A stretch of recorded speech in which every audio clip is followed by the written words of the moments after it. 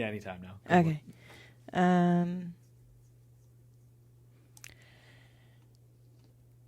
Hi. Hello, everyone. Let's start that again. Okay. Hi. Welcome to the Marketing Podcast. I'm Heather Watson. And I'm Brendan Quigley. Thanks for joining us today. Today is our episode 2, and we're calling this the Thanksgiving Christmas, the Thanks Christmas edition. Oh, no. Is that a thing? I don't know if it is. Can we mash up some words? It's the Thanks Christmas. Thank you, Christmas. Which is the retail edition, really. Really, the retail edition. Of course, it's our Thanksgiving. We're a Canadian show, so we are just days before Canadian Thanksgiving, which is months, it seems, before the American. Yeah. Right? Like there's a full month between. So I wonder if that has to do with like harvest, right? Because a large portion of the U.S. would harvest later in the year because Sure. they don't have the winter. Winter's coming for us. Yeah. I don't know. I don't know. Does it have to do with discovery of the country? Don't we, like in the U.S., Americans are going to hate us right now. I'm sorry. But I apologize in a perfectly Canadian way. I think that part of the American Thanksgiving story is about their founding fathers, people who discovered I'm going to agree with you. the Americas. Yes. I don't know. Yes. We talk about marketing, not history. Not history. Or U.S. culture. No, we do actually talk about U.S. culture, don't we? Yeah. So, hey, welcome. We're here. Today is the retail edition, and thanks for joining us. We're going to be talking about Christmas a lot, so I hope you have your list and you're checking it twice. Our first story today is from Forbes. So this kind of speaks to why it is Thanksgiving, and here we are talking about Christmas already, and what retailers need to do to be ready for the holiday season. Now, of course, Cyber Monday, Black Friday, that falls all around American Thanksgiving, but it is very much becoming a Canadian thing as well, not from a holiday perspective, but definitely from a retail spending perspective.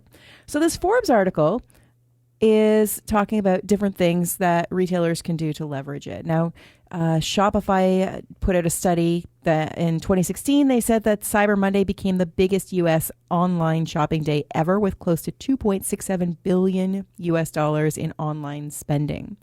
And nearly a quarter of U.S. shoppers did half of their holiday shopping online in 2016, which is really a big shift in how we're doing things. I might have done all of my shopping online last year for Christmas. And would you have done most of it before, like by Cyber Monday, like that early? Or are you a last minute kind of person? I guess a little more last minute. I didn't necessarily buy on Cyber Monday. Right. But online, definitely. Like, I'm trying to think of a present that didn't come online. I'm pretty sure they all came online. Sure. I don't like stores. So you don't like stores? Just in general. Particularly the holidays. Yeah, exactly. Because they're just too many people, and it's like a barrage on your senses, right? Like, have you ever done the Black Friday, like the day after YouTube troll, where you like go through and see what happened? Oh, on all Black the Friday? fights and That's like my Saturday after Black Friday. Right. I, like, check the fights that happened. Awesome. I hate that kind of stuff. I don't. Yeah. Yeah. Yeah. So the fact that so many people are buying online, the fact that so many people are buying early. This Forbes piece came out not long ago that talks about what a retailer should be doing to leverage this. So it's talking about making mobile happen, and of course we know that there's such a shift of people using mobile apps. Did you use any mobile to purchase? Not even an app, but a mobile environment. Yeah. No.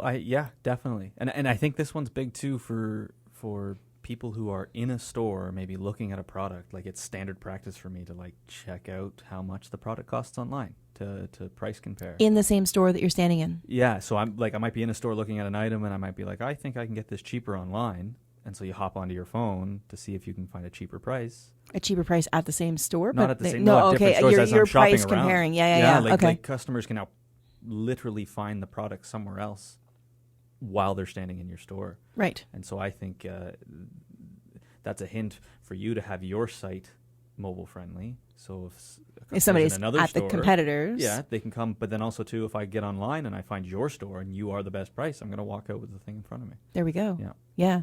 I mean, mobile, everybody talks about mobile responsive and mobile ready websites. I find it is frustrating for me when I'm using my cell phone, particularly not necessarily a tablet, because it's a little bit bigger viewing space, that there are so many sites still that I want to buy from that have horrific mobile experiences, right? So it's that simplistic conversion so that people can just make a couple of button taps to be able to make it happen. It's something I get a little emotional about. My voice is breaking up. Okay, so then the other point that it talks about is sequencing the creative. So this is the right message at the right time, all the way right out to the checkout process. And I think a lot of people, businesses are really good at the checkout process or really good at the lead up process, but not both. And it's a bit of an art to try and get both of those to align. So the checkout process, it's great. You've got the customer already in the store with the item on the counter and they're making the buy. But what are you doing to build that longer relationship with that customer? What are you doing to reinforce that purchase, because you don't want returns necessarily, or if you do want returns, that you're making it easy for them so that they can work with their customers, or work with the gift receiver, I guess, and just make the customer feel good right to that point. And like you say, that creative, so that when they are surfing, trying to find out a better price, how is that aligning with their experience in the store while they're in the store, or even before they get in the store? I think about the stores around Christmas time that offer like gift wrapping. Right. It's clearly a present. Right. And these are the little value adds that they're offering at the checkout. It's like, what kind of things could you do in your online store that's similar? Right. Right. A gift receipt. A gift receipt definitely is a huge thing, and then it makes it hassle-free for the and that's recipient. An easy one. That's a super easy one to do. Yeah. Yeah. Knowing your audience, again, we've talked about in the last episode, actually, customer personas a little bit. So that's finding out, who exactly is using your, buying your products and services. And Facebook has some pretty cool audience insights, and the Forbes article references that as well. Just a calendar. I mean, I'm pretty old school when it comes to a calendar and managing a marketing campaign. It's super easy, whether it's the printed out calendar that you're scribbling on by hand, or something more advanced like a Google Calendar, where you're able to keep track of your email campaigns as well as what promotions you have, making sure that that's all communicated to any of the staff who are talking to customers about your products and services, and just so that you know where you're trying to hit those peaks.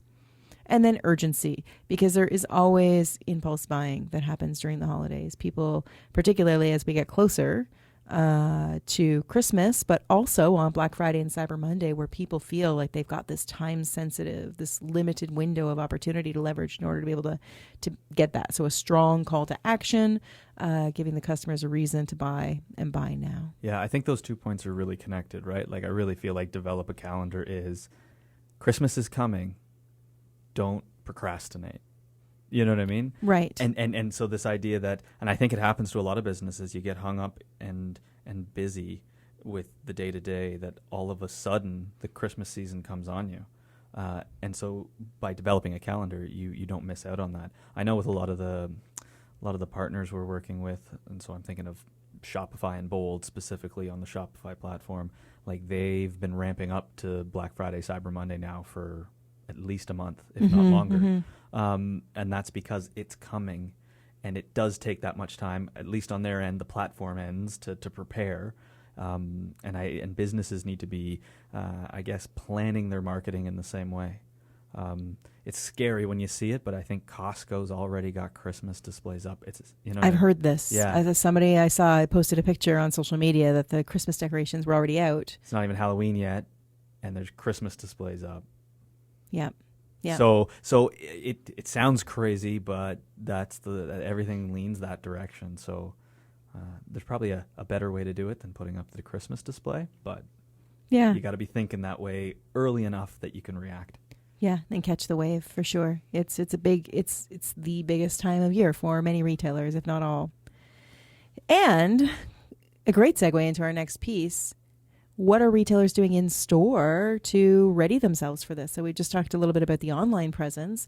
Marketwatch is talking about how there's yet another study that retailers have big seasonal hiring plans leading up to the Christmas season, despite all these store closures that we're hearing about in the media as well. So Target, for example, in the U.S. and Canada, are they still in Canada?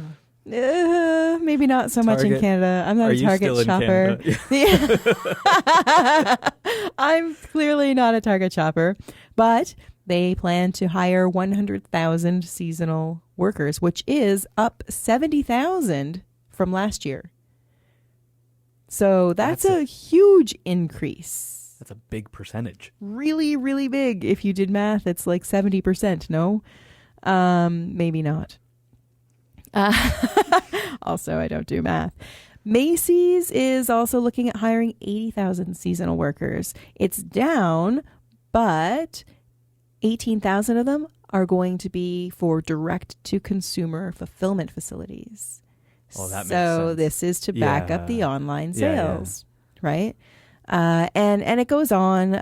Retail employment is increasing around holiday season. So I think two things here. One is retailers are really investing in the holiday shopping season to make their sales. Like that's like the biggest identified area for growth for them in general.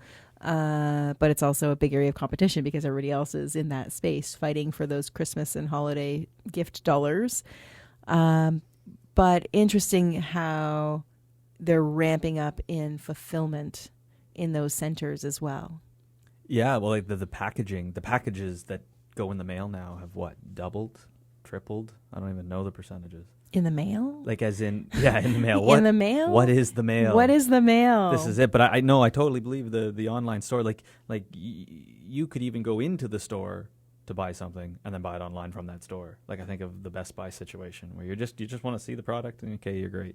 You order it online, it'll come to your house. Yeah. And it sounds crazy. You're right there. Why not buy it? But that is the reality of what's going on. Yeah, I mean, I think it's interesting. Back in my day, there was in Canada, I don't know if it was in the States or not, a retail store chain called Consumers Distributing. And Consumers would put out... Never heard of it. Yeah, I figured as much. Consumers would put out a catalog. Now, for those of you youngins, a catalog is a printed book of all of the things that they sold in the store. So like a website? But in print. Oh. Yeah. And you would go through the consumer's catalog and choose what items you want. Like, circle them. They even had, I think, a tear out order form. Okay. That you would then take to the store. Okay. And hand to the clerk.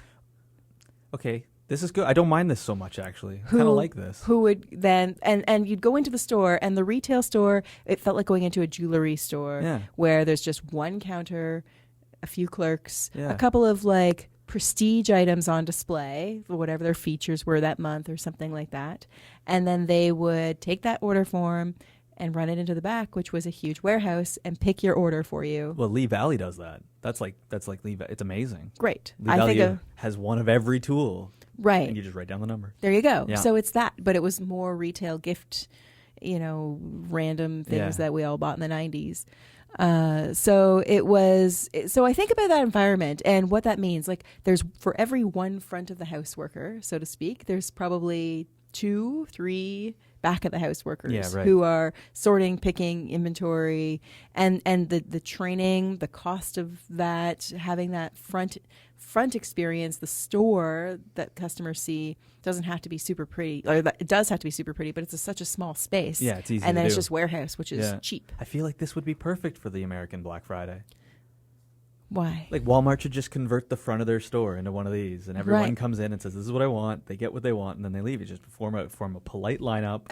No fights over last Cabbage Patch doll or whatever the latest greatest is. Well, when you brought this article up, actually, that's one of the things I was thinking. Like, what can retailers do inside their store? And I don't know. I'm not a huge fan of going into the stores and walking around, laying out the store in a logical, or maybe they've already think they have the most logical layout. But I mean, like helping people find what they're looking for in the store as quickly as possible, especially in the Christmas season. Right. Would be a big for me. I'd be happy. Yeah, and I mean, I think... Give me a map or something. I think like what you're saying, though, where you're checking stuff out online... Yeah. First, so within the consumer's model, it was, here's your catalog, choose what you want in advance, and then just show up and tell our selector what you want, and we'll go get that for you, right? So they already have customers coming to the store who are predisposed to purchasing. They're not there to browse. They're not there to, find a good deal. They've already done their homework before they've even set foot into the store. Yeah, I like it. We should go back to consumers. I wish they came back again, because I always thought it was cool. It was fun. We would look forward to getting the consumer's catalog. And it wasn't just at Christmas. Of course, they'd have seasonal catalogs. Canadian Tire's doing that now. They send out a catalog in the mail. Now, you still got to go grab the item from the store. They don't have like a pick it for you. Or buy it online. Yeah. But they're now putting out a catalog again, which I thought was really telling. Yeah. It must be working. Yeah, there you go. What's the next one we're talking about? We are talking about more retail because, it's retail. Oh, this one's great. I got excited when I saw this story. Shoppers, so speaking about this whole retail experience, so we were just talking about kind of a box store environment. What's going on in the malls? Global News was reporting that shoppers are still spending at Canada's biggest malls, and they're doing it in a big way. Let me pull some of the facts that I had highlighted in this here so I don't get any of the numbers wrong, because clearly I don't do numbers. So big malls are doing well, even increasing their sales numbers over last year. So these are like the big malls like Vancouver Pacific Centre, Toronto's Yorkdale Mall, and the Eaton Centre in Toronto, Calgary's Chinook Centre. So what's making them work? They're often easy to get to. They've tried to create this exciting and interesting experience for the consumer, is what the article says. And it goes on to say many successful malls in Canada have recently renovated and added new luxury stores. With the luxury stores, you don't need many consumers to make good sales figures, right? Because the margins are much greater. So every item, or many of them, are expensive. But malls have also revamped their food courts and adding more food and beverage options, and sometimes full sit-down restaurants, right? So as you go on to read and look at some of the numbers, it's just mind-boggling. The Toronto Eaton Centre is so busy that it's the busiest mall in North America. It gets as many visitors as, get this, Times Square, and it has more visitors than Disney World and Disneyland combined. Wow. In a mall. Now, and there isn't like a water slide in this mall. No, this is just a straight mall. To those of you who haven't been to the Eaton Centre, I mean, certainly it does lend itself well to traffic because there are major subway lines that kind of pass through it. Yeah, like there are I've stops there. Yeah, right? I've walked through, yeah. So that would still probably count as traffic. Ooh. Because if you're a landlord trying to sell that retail space, it's the retailer's job to pull them into the store. We're bringing you the customers. Yeah, right. But their numbers are there. So there's some interesting math around like online versus bricks and mortar stores that this article goes on to say. So e-commerce sales grew 39.5%, which is a big number.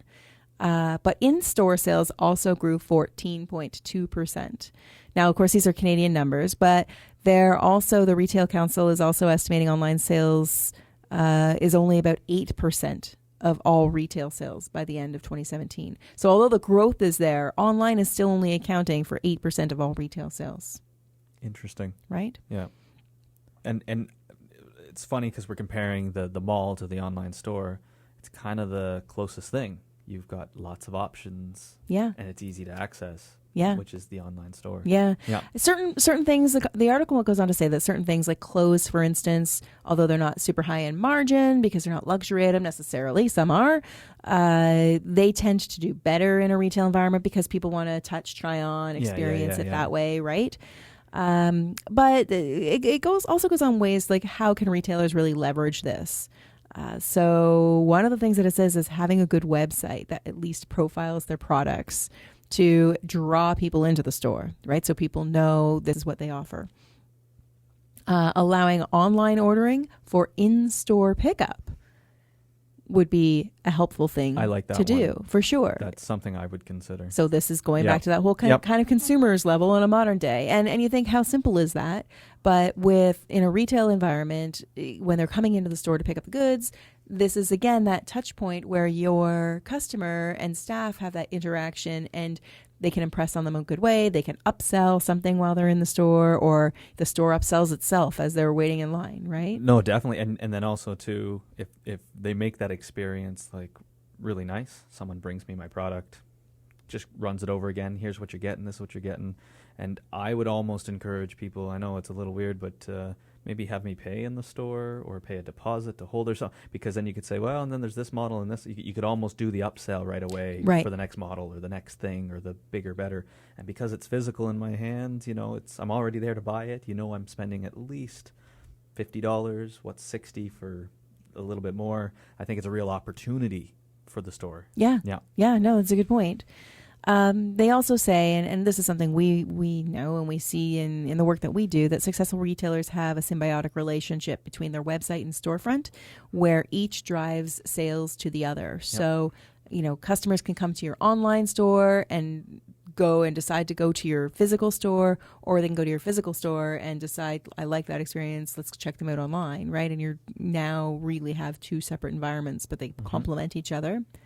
The other point that it made, which I thought was quite telling, is that there are a couple of examples where online-only stores like Frank and Oak or Warby Parker have actually started to open physical stores. So this is the reverse. And the ultimate online store, Amazon, has even started to do that too. Right. Where they have like physical pickup locations, or I even heard talk of them opening up bookstores, right? Which is like the circle. It's come full circle and full circle. Yeah. And I get that they're all trying to struggle for that market share ultimately. And if they're doing really well and they've got good brand online, the next progression is to open a physical store and see how it does, right?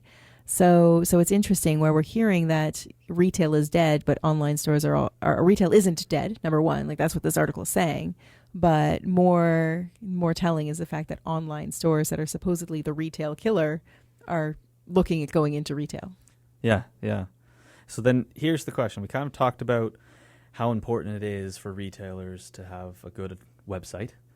We've also talked about how important it is for the retail experience inside the store, and we've said, hey, malls are doing really good, and we've kind of said, okay, maybe that's because they're kind of like an online store. How can the smaller retailer sort of get ready? Sure. For the Christmas season. So I'm thinking the downtown store, or the mom and pop retailer, or even the business that's been in business for a few years but maybe not in the mall.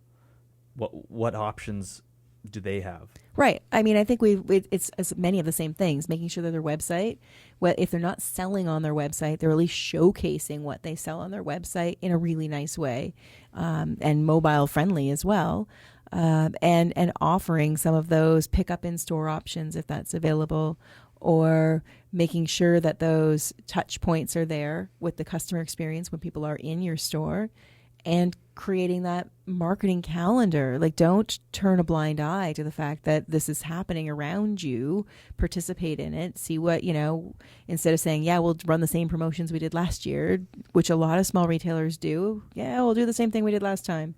Look at each thing that you did objectively and see if it worked and if it performed the way that you want it to, and tweak the marketing and the signage and all the things that are needed to leverage that, right? And those, it comes down to customer experience, right? Whether it's online or in store, it really comes down to customer experience, and whether or not it's gift wrapping or the gift receipts, or they're getting the information that they need on your online store in order to come into your store, shipping, pickup, whatever it is that your customers want, and it's your responsibility to know what they want, then offer that to them. I think another advantage that the smaller retailers might have is they could potentially, with a good online store, close down on the Boxing Day and on the lead up to Christmas while still making sales. Right. And I think for a lot of mom and pop stores that, the staff is limited. They don't want to pay time and a half on some of these stat holidays, that kind of stuff. The online store gives them the like an alternative income source around the Christmas season. Yeah, they're still participating in it without having the Exactly. cost of participating in it. Consider being closed for Black Friday. You don't have to be open as long as you've got the online presence to back it up. And again, you have to have that far enough ahead of time that your customers know that that's there. Right. Yeah. Right. Good point. Yeah. The next one is not quite retail specific, but certainly sets up one of the big things that a lot of people buy at Christmas time is the cell phone. Right. I don't know how many cell phone offers I see around Christmas from every carrier.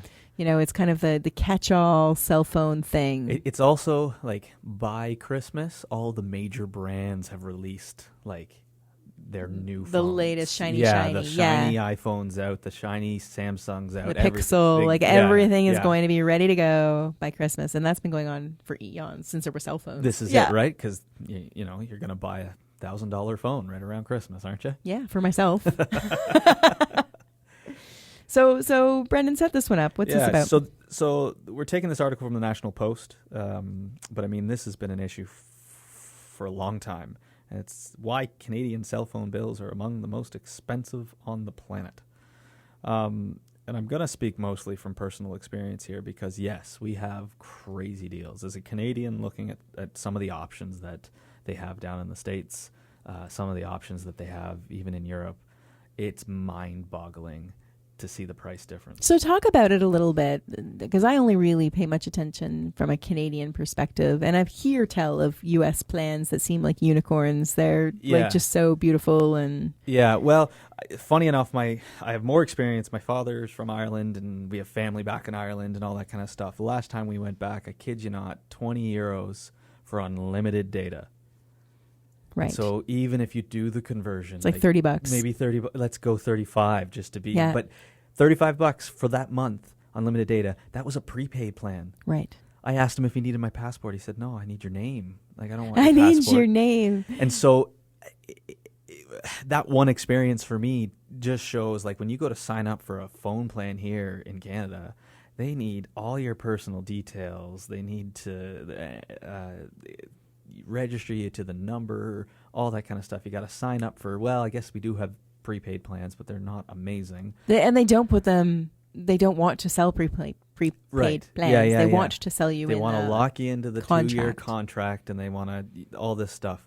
And so, I don't know, I feel like I've got a pretty good plan here, but I did one of those, like, wait until a deal came up around school time, and then I've stayed on that plan for probably 2 years. Right. So now when you hear, you're like, whoa. And that tells me that the plans are just going up. I've never seen like a cheaper plan. And so just looking through this National Post article, they've got a really neat graph that does the price by total service, the total mobile service revenue per gigabyte. And Canada is literally the most expensive country out of I'm going to go with 20 countries. Our plans on the whole per gigabyte are more expensive. And data is really where we see this being an issue. Right. And we'll post that article on the show notes or on the marketingpodcast.com. You'll find that. And the other thing that's frustrating within Canada is that the plans that exist in Ontario versus the plans that exist in Quebec versus the plans that exist out west, again, vary on price. And so the plans out west have a larger data cap. You can get 5 gigabyte plans out there for the price where we get 1 gigabyte here in Ontario, and similarly in Quebec. So I think the argument is Quebec does their taxes differently, and then the argument out west is that there's fewer people, right? So the network can handle the increased draw. Right. Some of that may be true. I mean, I know back in the day when cell phones kind of started making their debut, I had some of those early day, like the Nokia and those early phones, and worked a little bit in the industry at one point in time as well. And there was the Maritimes, Central Canada, and Western Canada, and each of those areas had basically Bell Rogers, and at the time it was ClearNet, but was bought out by TELUS as time went on. So TELUS developed the West, Bell was strong in Ontario and Quebec, and Rogers was strong in the East. And they ended up having to, because the infrastructure, they're just kind of starting where the greatest masses of people are, to put the towers and everything in place. They were piggybacking on each other's networks to be able to provide coverage. And that still happens. It still happens, but the pricing, it was like, if you're a BC resident, you would always get the better deal with TELUS because you're on their home network. As opposed to an Ontario customer using TELUS, where you're piggybacking on TELUS's network in that way, right? So there's a little bit of that. But the other side of it is, Canadians at the time Canadian telcos decided that it was more, Canadians were more willing to get a free phone, right? So when I sold cell phones, when I worked in the industry and I sold for every single carrier, the company that I worked with, we carried every carrier, people would come in and say, like, where's the free phone, right? And it was like $0, like you always want the $0 phone. It'd be pricey if they had to pay $49 for a phone. 25 would be the upsell. 49 would be, it's a stretch to get that $49. That was the mindset of consumers. And what they were doing was subsidizing the cost of the hardware into the plan. Right? Like it was just being shifted onto that plan. Now, of course, if data networks have set up and more people are paying ridiculous amounts of money for hardware, and they're now seeing it, like consumers' mindset has shifted that it's like almost a necessity. Yeah. Right? $1,000 phone is a necessity. Well, so I heard that carriers are worried about the $1,000 phone. Sure they are. Because they can't subsidize the whole thing over 2 years. Right. Yeah. Right. Or 3 years. But in the States, they don't have to worry about subsidizing it because customers have already been paying $600 and $700 for a phone for years. Right. Interesting. Right. Yep. So that's why our costs are as high as they are, because carriers are subsidized, or had been, and then they changed it a few years ago that you can only contract into 2 years instead of 3 years, but they didn't decrease our monthly costs for us. Right. Yep. Right. So we're still, we're repaying the subsidy from the 90s, basically. Yeah.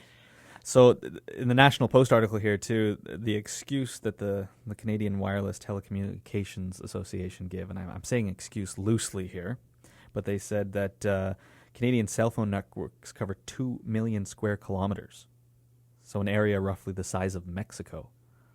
That's what they're saying, and that the Canadian wireless companies spend $2.5 billion every year to maintain. So that's why we have such high prices. Right. But the Canada Post article goes on to say, Australia has cheap prices too. Right. They pay maybe half of what we pay. Right. And they've got a country just as big. Just as big. Yeah. Yeah. I think there's a lot going on. I'm not sure of Australian rates at all in terms of their phones and the hardware versus the plan costs, but certainly I think it's just cell phone carriers have been subsidizing the hardware costs for years, and they can. We rely on it, and we keep paying it. Yeah, it's our fault, I guess. And what other choice do we have? Is really what it comes down to if we want to be connected. Yep. I hope we get to a point in time where Wi-Fi is ubiquitous and we can just move in and out of cafes and Wi-Fi towns. Wi-Fi calling. Yeah, that would be fantastic. Why not? Why Wi-Fi? Why not? I think that's where more Canadians are a little bit savvier in terms of trying to stretch their data dollars by leveraging those Wi-Fi spots. And as more and more Canadians start accessing free Wi-Fi, they'll have to make changes on the data. Yep. Yeah. Yep. That's it. That's the show. So I hope you have your Christmas list. I haven't even started thinking about what I'm buying people for Christmas in the holidays. Good call. Yeah. It's hard to believe that we're here. We're here. it has come and gone. Thank you so much for listening to us and tuning in. Tune in next time, where we're going to be talking a little bit about advertising and what's working in digital advertising space. So for the Marketing Podcast, I'm Heather. And I'm Brendan. Thanks for listening.